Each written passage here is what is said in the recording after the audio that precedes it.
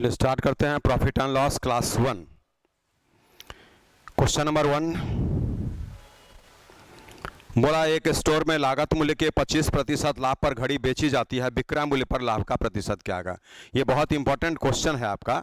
और नॉर्मली आपको introduction class इसका एक जो लिया गया उसमें क्या बोला गया था कि जब भी लाभ हानि प्रतिशत हम बोलते हैं तो वो ऑलवेज क्रय मूल्य पर डिसाइडेड होता है, मीनिंग क्रय मूल्य पर ही कैलकुलेट किया जाता है। जैसे अगर हम 50 रुपये के किसी सामान को 60 रुपया में बेचते हैं तो 50 और 60 का अंतर 10 रुपया प्रॉफिट हो गया। बट्टा में CP 50 और गुना में 100 लिखते हैं तो 20% प्रॉफिट होता है। ये क्रय मूल्य पर डिसाइडेड होगा।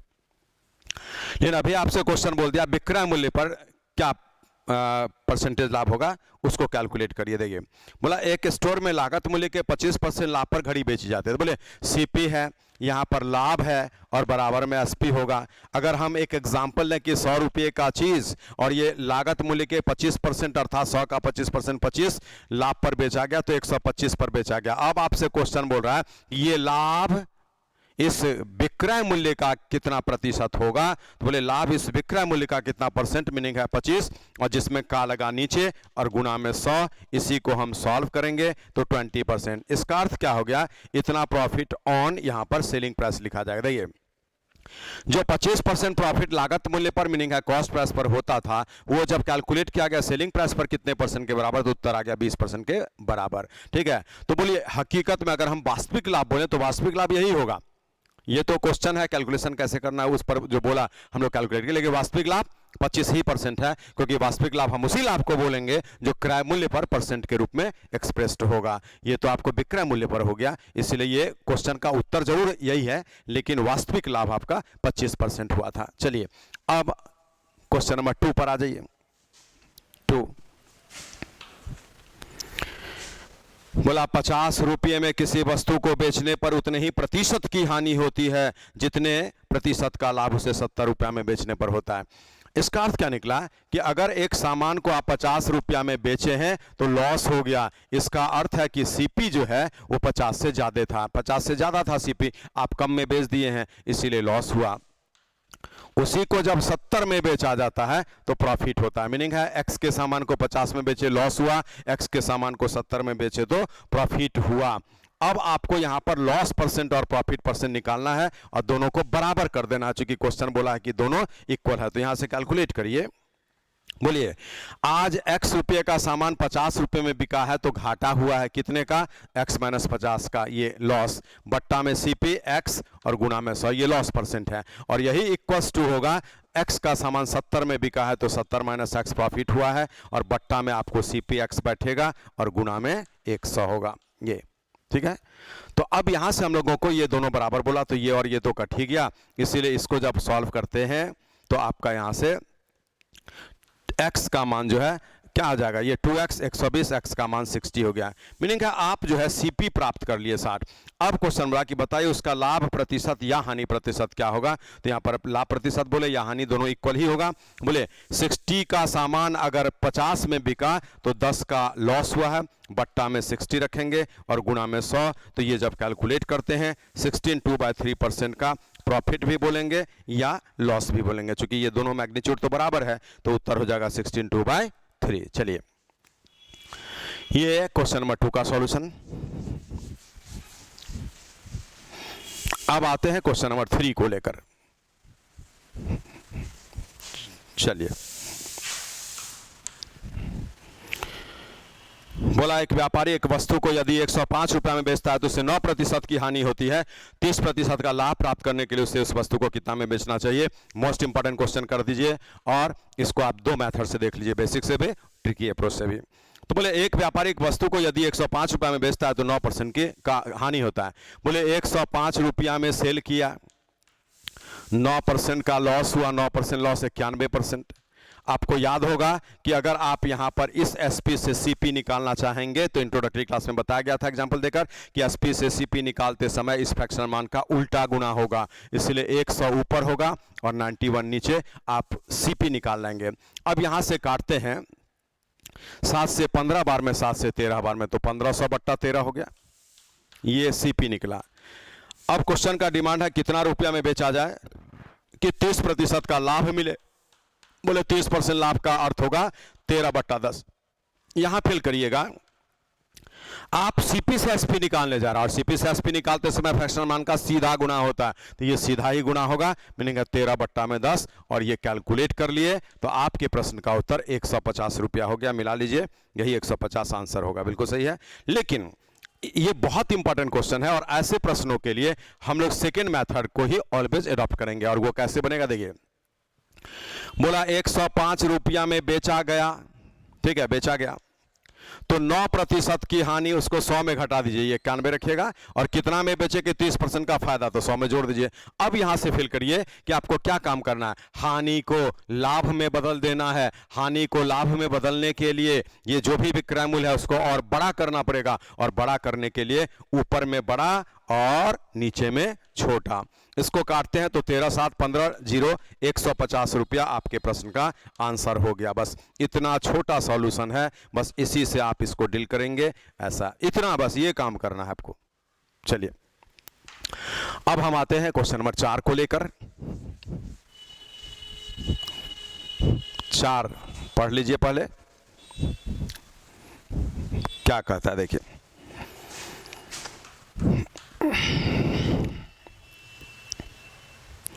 बोला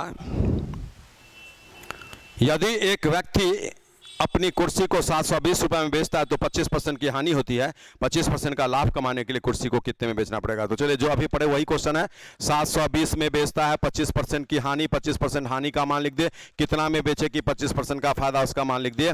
बोले लॉस को प्रॉफिट में बदलना है, विक्रय मूल्य को बड़ा करना पड़ेगा, 125 ऊपर होगा और 75 नीचे होगा। आप 25 से काटेंगे तो 3 बार में यहाँ पर, 5 बार में यहाँ पर, ऐसे, और 3 से ये कट जाएगा 240 बार में, और ये गुना करेंगे तो आपके प्रश्न का उत्तर हो जाएगा 1200 रुपया। मिला लीजिए, ये 1200 रुपया इस प्रश्न का आंसर होगा, जो ऑप्शन ए में दिख रहा है। तो चलिए ये भी हो गया।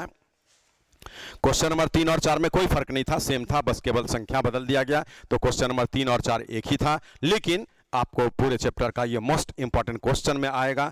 अब हम आते हैं अगले प्रश्न को लेकर, जो क्वेश्चन नंबर 5 है, ठीक है। चलिए, एक व्यापारी अपनी वस्तु पर 25% बढ़ाकर मूल्य अंकित करता है, लेकिन वह अंकित मूल्य पर 16% का छूट देता है, उसका वास्तविक लाभ प्रतिशत क्या है। बोले इसका अर्थ क्या है कि अगर वो सामान खरीदता है 100 रुपया में, तो एमपी मीनिंग है, इसका चर्चा हो चुका है कि अंकित मूल्य जो बढ़ाकर मूल्य अंकित किया जाता है, तो यहां पर बोला कि 25% बढ़ाकर लिखता है, तो 100 में 25 जोड़कर 125 अंकित करता है, और बोला कि इस पर 16% का छूट देता है। तो सेलिंग प्राइस निकाल लेते हैं। बोले 125 रुपया में अंकित है और 16% छोड़ेगा, तो 16 छोड़ेगा तो 84% लेगा, तो इसका 84% निकाल लीजिए, तो 84/100 ऐसा लिख देते हैं, ऐसा। इसी को हम लोग सॉल्व करते हैं। तो बोले 25 से 5 बार में, 4 बार में, 21 बार में 105 हो गया। मीनिंग है 100 का सामान फाइनली कितने में बिका, तो 105 रुपये में। तो कितने % का लाभ हो गया, तो उत्तर देंगे 5% का लाभ उसको मिल रहा है, ऑप्शन सी में है। लेकिन देखिए यहां पर भी फिल करिएगा कि इस नेचर के प्रश्न को हम लोग इजीली बना पाएंगे, और आपको यही चीज सीखना है। ये तो बेसिक कंसेप्ट है, इससे बना दिए, लेकिन आप ट्रिकी अप्रोच में कैसे बनाएंगे, तो फिल करिए। बोला पहले 25% बढ़ा दिया और फिर 16% घटा दिया, तो फाइनली क्या परिवर्तन होगा, तो वही x + y और प्लस XY/100 में प्लस माइनस अपने अनुसार हम चेंज कर रहे हैं। ये प्लस है, ये माइनस है, और यहाँ माइनस हो जाएगा, और फिर ये x × y और बट्टा में 100 होगा। इसी को केवल सॉल्व करेंगे तो ये 9 है और यहाँ से 4 है, तो ये पॉजिटिव 5% है, इसीलिए हम 5% का प्रॉफिट बोलेंगे। अगर बाय द वे ये नेगेटिव आ जाता तो हम इतने ही % का लॉस बोल देते। तो ये आपका इस क्वेश्चन का ट्रिकी अप्रोच। कौन सा फॉर्मूला, वही x + y और प्लस XY/100, लेकिन प्लस माइनस अपने अनुसार सोचकर आप उस पर बैठाएंगे, तो ये इस प्रश्न का आंसर हो चुका। ठीक है, तो इतना इजीली बना पाएंगे। ये भी क्वेश्चन बहुत इंपॉर्टेंट था। अब आप आते हैं अगले प्रश्न को लेकर, क्वेश्चन नंबर 6। चलिए ये तो बहुत इंपॉर्टेंट टाइप है।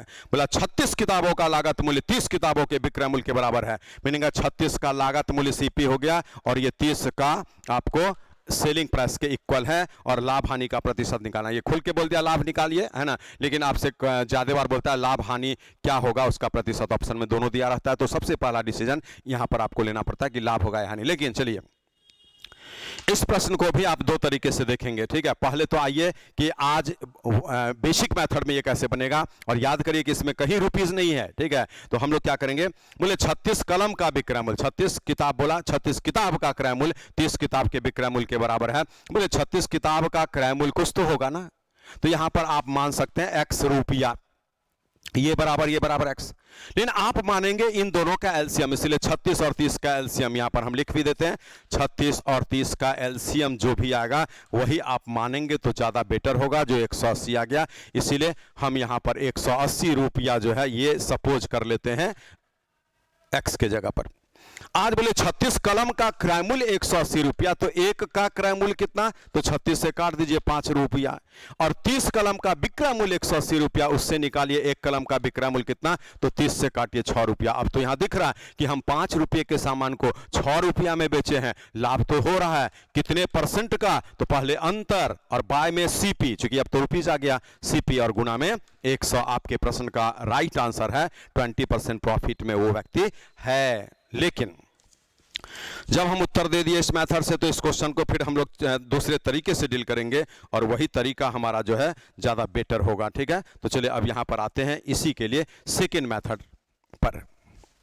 सेकेंड मेथड में क्या है, आप पहले समझ लीजिए, बाद में इसको याद भी कर लीजिएगा, ज्यादा बेटर होगा। प्रैक्टिस के थ्रू याद करना। देखिए 36 किताब को खरीदने में जो पैसा लगा आपको रिकवरी हो गया, उसमें से 30 ही किताब को बेचकर, तो 6 किताब घर में बच गया, पूंजी वापस हो गया, तो वो 6 किताब प्रॉफिट है आपका, इसीलिए हम समझ गए कि प्रॉफिट होगा, ठीक है। प्रॉफिट कितने परसेंट का, तो पहले इन दोनों का अंतर बड़ा में छोटा घटा दीजिएगा, और बट्टा में याद कर लीजिए बेचे गए वस्तुओं की संख्या, क्योंकि इसमें रुपीस नहीं है, बेचे गए वस्तुओं की संख्या 30 है, तो नीचे में 30 और गुना में 100 होगा। यही 30 जो है ना एसपी के साथ लगा मान, ये आपके यहां बैठेगा, और इसको जब आप सॉल्व करते हैं तो उत्तर फिर वही 20% हो जाता है। इतना इजीली बना सकते हैं। अब आप याद कैसे करेंगे, इतने का सीपी इतने का एसपी के बराबर अगर है, तो सीपी के साथ लगा मान ये 36, एसपी के साथ लगे मान 30 से अगर बड़ा आ गया प्रॉफिट होगा, और अगर वो छोटा आ गया तो लॉस होगा। सीपी के साथ लगा मान बड़ा हो तो प्रॉफिट, और सीपी के साथ लगा मान छोटा होगा तो लॉस होगा, बस यही याद रखना है। और प्रॉफिट लॉस परसेंट कैसे निकलेगा, तो दोनों का अंतर लीजिएगा, और बट्टा में बेचे गए वस्तुओं की संख्या, that must be remembered, okay. बट्टा में बेचे गए वस्तुओं की संख्या, क्योंकि इसमें कहीं पर भी सीपी नहीं है। Now coming to next question, that is question number 7, और 7 पर आते हैं।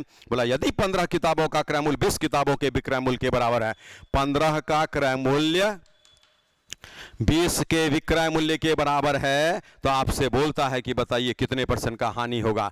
अगर वो हानि शब्द नहीं बोलता बताइए कितने परसेंट का हानि या लाभ होगा, तो पहले तो आपको डिसीजन लेना पड़ेगा कि हानि होगा या लाभ। तो वो लीजिए, सीपी के साथ लगा मान 15, एसपी के साथ लगे मान 20 से कम है, दैट्स व्हाई लॉस होगा। ये लॉस कितने परसेंट का होगा, उसके लिए दोनों का अंतर फरवली लिख दिए, इन दोनों का अंतर बाय में बेचे गए वस्तुओं की संख्या और गुना में 100। आपके प्रश्न का आंसर हो गया 25% का लॉस। चलिए ये भी बन गया, ऑप्शन डी में दिख रहा है। हम 7 नंबर के बाद आते हैं 8 नंबर पर, ठीक है। 8 नंबर बोला 33 मीटर कपड़ा बेचकर एक व्यक्ति को 11 मीटर कपड़े के क्रय मूल्य के बराबर लाभ होता है। ये आपका एसपी सीपी लाभ केस है ना, ऐसा ये इस पर आधारित क्वेश्चन है।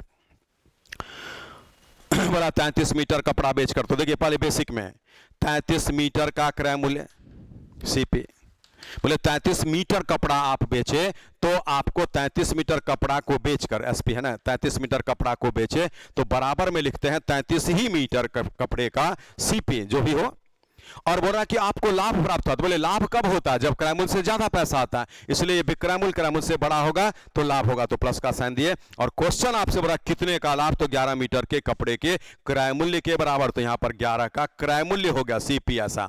अब इसको आगे बढ़ाएंगे तो ये 33 का एसपी और बराबर में 33 और ये 44 का सीपी, और बोलिए फिर यहां फिल करिए, सीपी के साथ लगा मान एसपी के साथ लगे मान से बड़ा है, प्रॉफिट होगा। ये तो बोला भी था, लेकिन हम समझा रहे हैं कि इस तरह से आप डिसीजन लेते हैं।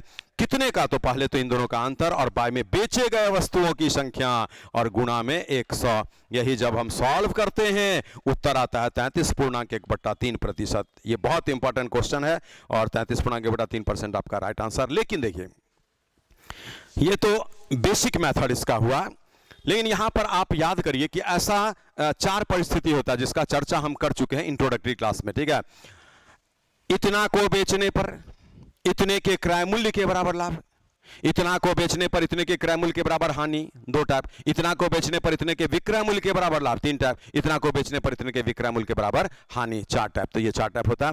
जब यहां पर इतने वस्तु को बेचकर इतने के क्रय मूल्य के बराबर में लाभ हो या हानि हो तो उसका ट्रिकी अप्रोच क्या कहता है वो देखिए।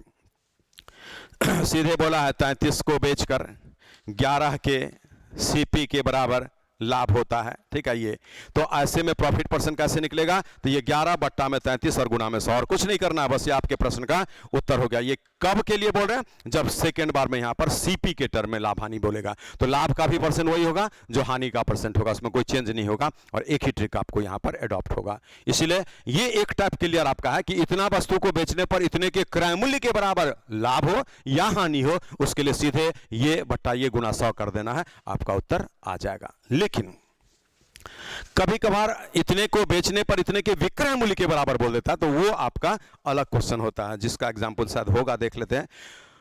क्वेश्चन नंबर 9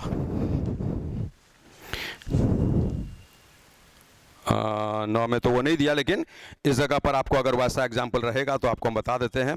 एक हम लिख देते हैं यहां पर, अभी 9 नहीं लिखते हैं, ठीक है। क्वेश्चन एक्स्ट्रा एक डालते हैं, देखिए यहां पर एक्स्ट्रा ऐसे।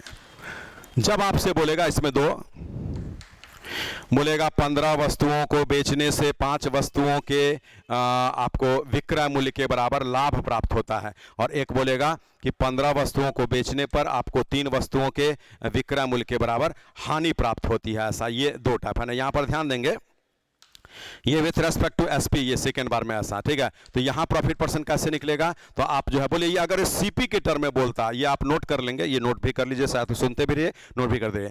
अगर ये आपको सीपी के टर्म में बोलता तो सीधे 5/15 गुना 100 उत्तर होता, लेकिन जब ये एसपी के टर्म में बोला है तो कैसे होगा, 5 अब बट्टा में देखिए लाभ बोलेगा एसपी के टर्म में तो नीचे माइनस कर दीजिएगा और गुना में 100, और यही आपके प्रश्न का उत्तर। ये आपका 10 है, 5 से 2 तो 50%, ठीक है। अगर लिखा जाए तो यहां पर 50% आ गया, ये 10 है, 5 से 2 बार में घटेगा, 2 से 50 बार में। लेकिन विथ रिस्पेक्ट टू एसपी में यहां पर हानि है तो लॉस परसेंट कैसे निकलेगा, उसके लिए आपको जो है 3 और बट्टा में देखिए ये 15 में ये 3 ऐड होगा। प्रॉफिट अगर बोल देता है एसपी के टर्म में तो नीचे में माइनस, और लॉस बोल देता है एसपी के टर्म में तो नीचे में उल्टा करना है, मीनिंग लॉस बोला तो प्लस कर देना, ठीक है। और इनटू में 100 तो यहां से 16 2/3, 3 से 6 16 2/3% मीनिंग है। हम ये भी आपको यहां पर इंसर्ट कर दिए, तो बोले चारों टाइप आपका डील हो चुका है, और आप इसका फेयर कर लीजिए, बारीकी से समझिए। यहां पर 4 सिचुएशन बनता है। इतने वस्तु को बेचने पर इतने के क्रय मूल्य के बराबर लाभ, इतने के क्रय मूल्य के बराबर हानि 2 टाइप हो गया, इतने के विक्रय मूल्य के बराबर लाभ, इतने के विक्रय मूल्य के बराबर हानि 4 टाइप। तो आपका सारे का ट्रिक दे दिया गया है, इस हिसाब से आप इसको डील कर लेंगे, ठीक है। हम बेसिक मेथड से भी बता दिए, ट्रिकी अप्रोच भी दे दिए हैं, और आप इस पर ध्यान देंगे। रिविजन जितना अच्छा करेंगे, कंसेप्ट जितना ब्रॉड होगा, आपको ज्यादा प्रश्न करने से कोई मतलब नहीं है, बस कम से कम में आप ज्यादा से ज्यादा रिजल्ट लीजिए। हम परेशान ज्यादा हैं और रिकवरी कम है, बेकार है। हम परेशान कम है, रिकवरी ज्यादा है, आउटकम ज्यादा है, वो ज्यादा बेटर होता है। इसलिए आप जो है कम ही क्वेश्चन हम सिलेक्टेड आपको करा रहे हैं, और सिलेक्टेड में ही सारे टैप्स को टच किए हैं, जिससे आपका सारा क्वेश्चन बनेगा। जब नहीं बनेगा तो आप व्हाट्सएप पे पूछा करेंगे। चलिए क्वेश्चन नंबर 9। एक व्यापारी अंकित मूल्य पर 10% छूट देता है, फिर भी लागत मूल्य का 17% लाभ कमाता है। यदि वह अंकित मूल्य पर उस वस्तु को बेचता है तो उसका लाभ प्रतिशत क्या होगा।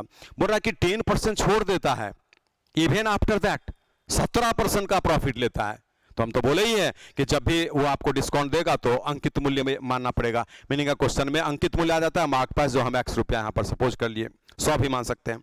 अब x सपोज कर लिए हैं, 10% छूट देता है, तो यहां पर आपको डिस्काउंट अगर लिखा जाए छूट ऐसे, तो इसका 10% तो ऐसा हो गया। इसीलिए आप एसपी निकालेंगे तो x में से ये घटा दीजिएगा, ये बेसिक मेथड आपको हम बता रहे हैं, और ये एसपी आपको निकल चुका है 9x/10, ये एसपी है।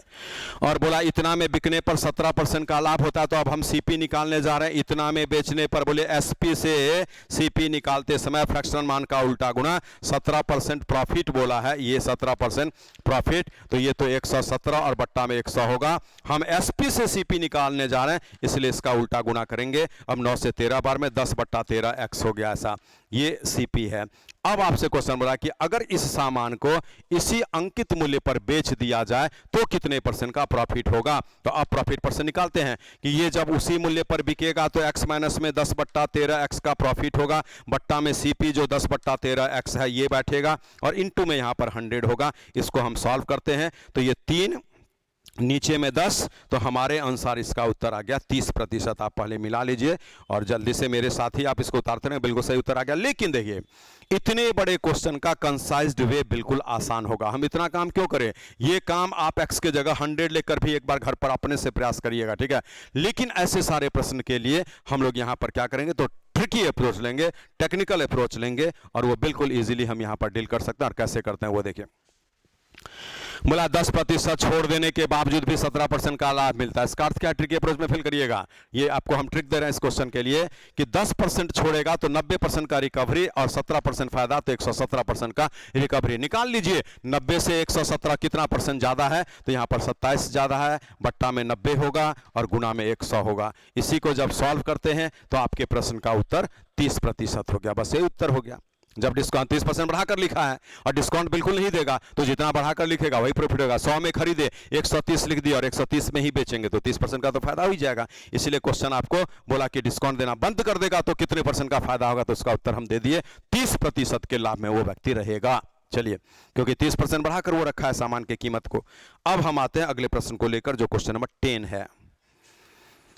9 के बाद 10 बोला कि कोई दुकानदार किसी वस्तु की कीमत 40% बढ़ाकर लिखता है और फिर उसे अंकित कीमत पर 25% का छूट देता है। बोले 40 बढ़ा दिया और 25 छोड़ दिया, ऐसा आज भी पढ़े थे। 40 बढ़ा दिया प्लस 25 छोड़ दिया माइनस, और यहां पर 40 और गुना में 25। तो इससे हम ये निकाल लेते हैं कि आखिर हकीकत में वो क्या किया है, तो वो दिखता है। बोलिए ये प्लस में 15 है और यहां से आप काटेंगे तो 10, तो प्लस में 5% मीनिंग है उसको लाभ होगा 5% का। यहां से देख सकते हैं तो आपको 5% का लाभ उसको मिलेगा। अब क्या बोल रहा है, बोला कि यदि उस वस्तु का विक्रय मूल्य 2100 रुपया है तो दुकानदार के लिए क्रय मूल्य क्या होगा। बोले 5% लाभ 21/20 और विक्रय मूल्य क्वेश्चन आपको दे रहा है 2100 रुपया। बोले विक्रय मूल्य से क्रय मूल्य निकालते समय इस फ्रैक्शनल मान का उल्टा गुना होगा, आप उल्टा गुना कर देंगे। इसलिए इस प्रश्न का उत्तर आ गया पूरे 2000 रुपया। ये उस वस्तु का क्रय मूल्य। आप मिला लीजिए, 2000 must be the right answer, that appears in option D, that is the correct answer. Okay, लेकिन बोले ये काम तो हम यहां पर कर लिए कि 40 बढ़ाया और 25 छोड़ा तो 5% का फायदा, और वही 5% का फायदा का मान ऐसा। फिर सेकंड क्वेश्चन, एसपी से सीपी निकालना है, फ्रैक्शन मान का उल्टा गुना होगा। इसीलिए अगर हम किसी वस्तु की कीमत को पहले बढ़ा दे फिर घटा दे तो रिजल्ट जो होता है वो बढ़ भी सकता है घट भी सकता है। अगर बढ़ाने वाला पहलू ज्यादा है, परसेंटेज ज्यादा है तो बढ़ेगा, और बढ़ाने वाला आपका कम है और घटाने वाला ज्यादा है तो लॉस हो जाएगा। तो इसीलिए इस जगह पर आपको ये ऑलवेज याद रखना है कि इस प्रकार का परिस्थिति आपको दिया है, ठीक है। अब 10 के बाद आते हैं क्वेश्चन नंबर 11 पर। 11 क्या कहता है, बीसिन। एक वस्तु पर 40% छूट फिर 30% छूट और 45% छूट फिर 20% छूट के क्रमिक छूटों का अंतर 12 रुपया है। वस्तु का अंकित मूल्य ज्ञात करें। क्रमिक छूटों का अंतर 12 रुपया, वस्तु का अंकित। बोले जब हम किसी वस्तु पर 40% और 30% का छूट देते जाएंगे तो बेसिकली तो छूट है तो -40 -30 ये आपका प्लस हो जाएगा। 40 गुना में 30 और बट्टा में 100, ऐसा। इसको जब आप सॉल्व करते हैं तो ये 70 है और यहां पर आपका 12 है। 70 और 12 58 हो जाएगा। नेगेटिव मीनिंग है, ये नेगेटिव तो पहचान है डिस्काउंट के लिए, है ना। 58% का छूट है, ये एक मान हो गया, ठीक है। अब दूसरा क्या कहता है, देखिए दूसरा में आपसे बोल रहा है 45 और 20 का दो लगातार छूट है, 45% और यहाँ पर 20%, दो लगातार छूट। इसको भी हम यहाँ से सॉल्व करते हैं तो इस जगह पर जब कैलकुलेशन होगा तो ये आपका 45 और 20 65 है, 65 हो गया, जिसमें से यहाँ से आप इसको घटा देंगे तो 9, तो 50 कितना आ गया, ये 65 56 आ गया, ठीक है, ऐसा। चलिए, ये नेगेटिव है केवल छूट के लिए, बाद में हम एक नोट लिखाएंगे जिसमें नेगेटिव हटा ही देंगे, हम डायरेक्ट इसके लिए नोट लिख लेंगे। अब इन दोनों छूटों का अंतर 12 रुपए। बोले आज इसका अंतर, बोले 58 और 56 2% का अंतर बराबर में 12 रुपया। इससे 100% का मान निकालेंगे बराबर में 600 रुपया, और यही इस प्रश्न का आंसर। बोला वस्तु का अंकित मूल्य बताइए, तो आप उसको बता दिए हैं, उत्तर आ गया ऐसा, ठीक है। चलिए आप इसको पहले उतार लीजिए और इसका हम नोट भी आपको लिखाते हैं। आप इसको जल्दी से उतारिए।